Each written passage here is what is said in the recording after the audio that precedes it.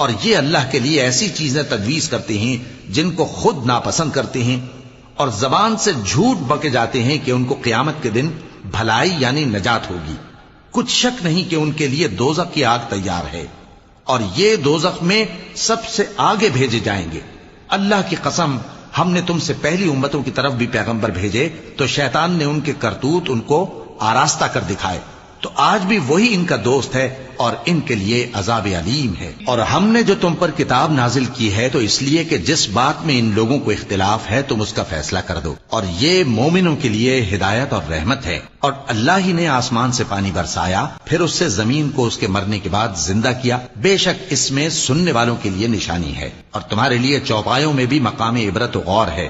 کہ ان کے پیٹوں میں جو گوبر اور لہو ہے اس کے درمیان سے نکال کر ہم تم کو خالص دودھ پلاتے ہیں جو پینے والوں کے لیے خوشگوار ہے،